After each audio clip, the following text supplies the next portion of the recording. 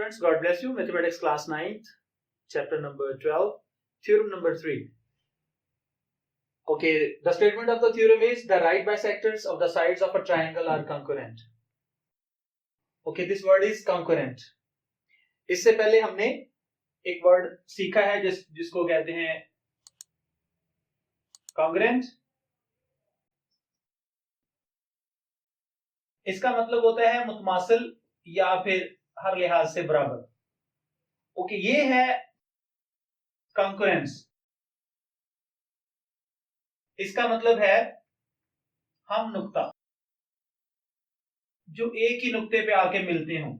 Line segments चले, एक ये लाइन है, एक ये है, ये दोनों इस पॉइंट पे मिल रहे हैं तो ये कंकरेंट है, कंकरेंट है. और अगर एक और पॉइंट, तीसरी लाइन भी यहां से गुजरती हो तो हम कहेंगे ये तीनों जो है ये कंकरेंट है और इनका ये जो पॉइंट है ये पॉइंट ऑफ कंकरेंसी है. तो ये तो आपको कंफ्यूज नहीं होना है कि कंकरेंट और कंकरेंस इन दोनों के मीनिंग क्या है. ओके, फिगर ड्रॉ करते हैं हम कि ये हमारे पास ट्रायंगल है. ये ट्रायंगल है ABC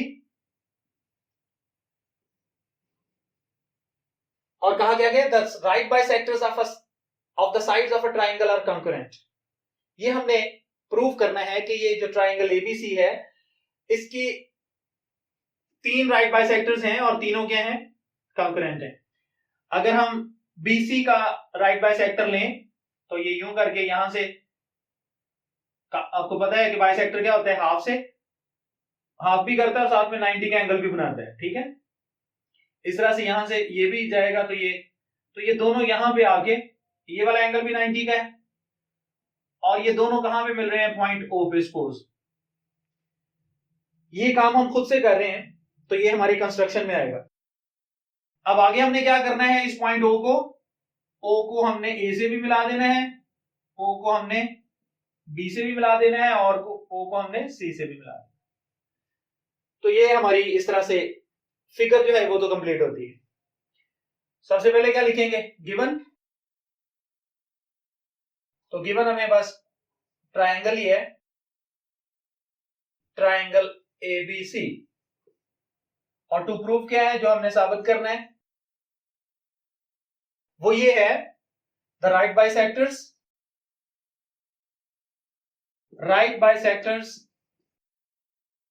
of triangle ABC are concurrent. ये हमने साबित करना है कि जो इसके तीनों राइट बाइसेक्टर्स हैं, मतलब कि AB का राइट बाइसेक्टर, BC का राइट बाइसेक्टर और CA का राइट बाइसेक्टर्स.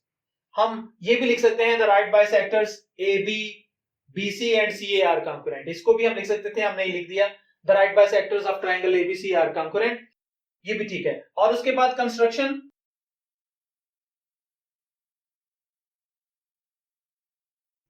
में हम क्या लिखेंगे, जो कुछ हमने खुद से काम किया है.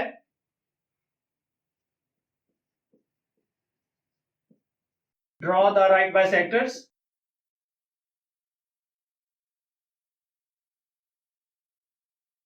Draw the right bisectors of side AB and BC which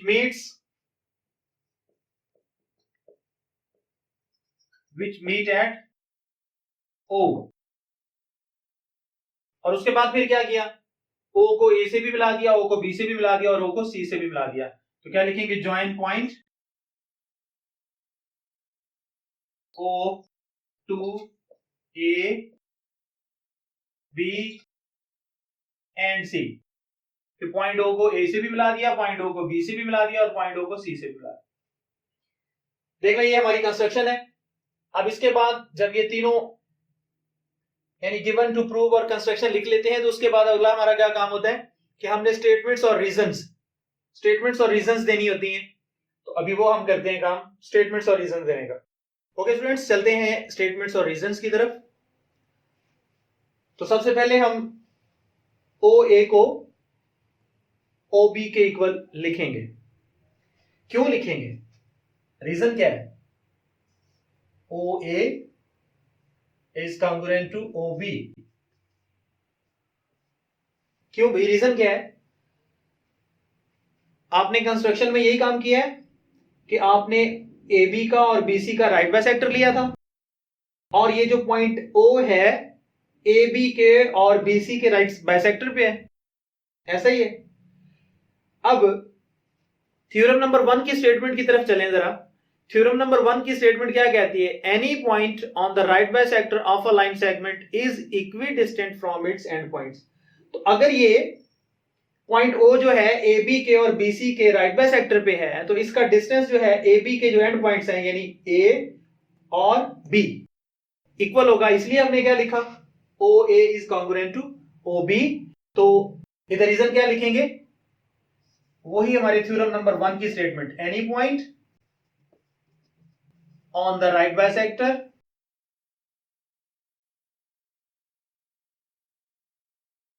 of a line segment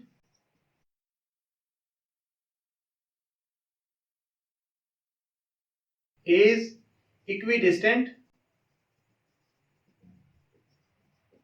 from its endpoints।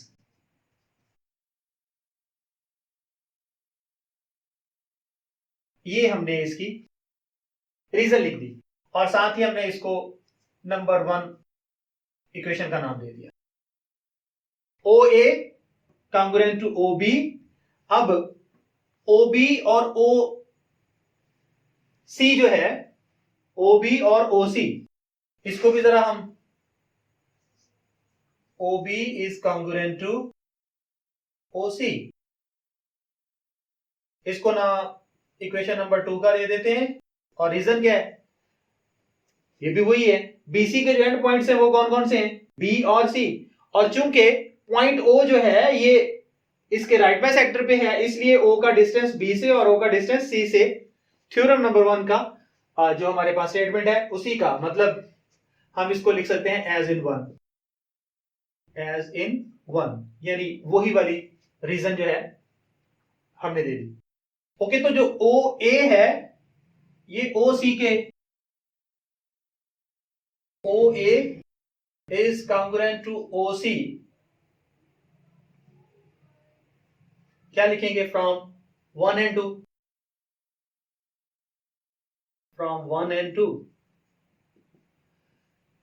अब जब ओ ए और ओ सी कॉन्ग्रुएंट है, तो फिर इसका क्या मतलब हुआ कि जो पॉइंट ओ है ये जो है सी ए के राइट बाइसेक्टर पे हुआ। तो क्या लिखेंगे? O is on the right bisector of C A या ए सी। कि जो पॉइंट ओ है ये सी ए के राइट बाइसेक्टर पे है। इसकी रीजन क्या बनेगी? इसकी रीजन ये बनेगी कि जो ओ का डिस्टेंस है ए से और ओ का डिस्टेंस जो है सी से वो सेम है, तो फिर ये क्या होगा? राइट बाइसेक्टर पे है। O is equidistant from A and C. कि जो ओ है ए और सी से इक्विडिस्टेंट है, इसलिए ओ ए जो है ओ सी के इक्वल है, तो फिर इसका मतलब है ये राइट बाइसेक्टर पे है। तो बात वही चल रही है कि अगर हम कहते हैं कि एक पॉइंट जो है वो राइट बाइसेक्टर पे है, तो वो फिर ए और सी से क्या होगा? इक्विडिस्टेंट होगा। और अगर हम कहते हैं कि वो इक्विडिस्टेंट है, तो वो फिर क्या होगा? राइट बाइसेक्टर पे होगा। यानी फर्स्ट थ्योरम की जो स्टेटमेंट है उसको हमने दोनों के लिए, यानी स्टेटमेंट के लिए भी और रीजन के लिए भी यूज कर लिया। O is on the right bisector of CA, O is equidistant from A and C। तो ये इसका O जो है ये तो राइट बाइसेक्टर हो गया CA का, but O is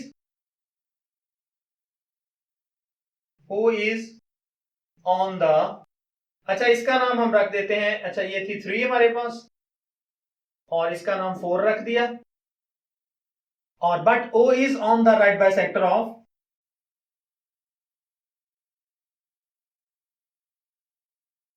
AB and BC। इसका नाम क्या रख दिया हमने, नंबर 5। तो इसकी रीजन क्या लिखेंगे, ये कंस्ट्रक्शन में काम किया था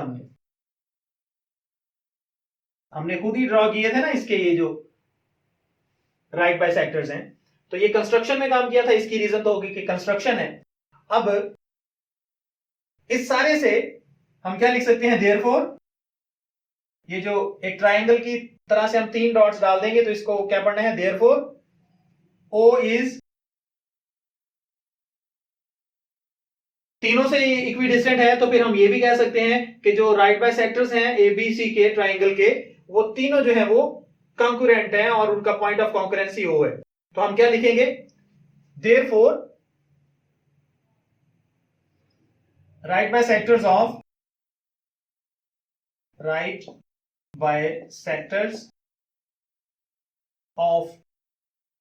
triangle ABC are concurrent। Okay, इसकी रीजन क्या लिखेंगे,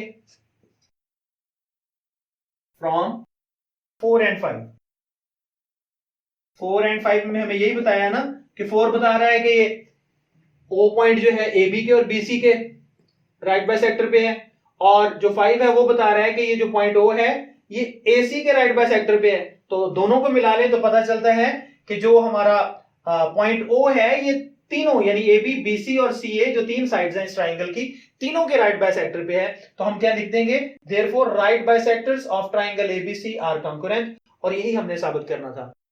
तो उम्मीद है कि आपको इस थ्योरम की समझ आ गई होगी, और जब हम पिछले थ्योरम्स को याद रखेंगे और खासतौर पे फर्स्ट थ्योरम की जो स्टेटमेंट है उसको याद रखेंगे, तो इसकी ना सिर्फ रीजन जो है आपको आसान लगेंगी, बल्कि ये जो स्टेटमेंट के अंदर इधर हम लिखते हैं ये भी आपको सही समझ आएगा। Thank you for watching, God bless you.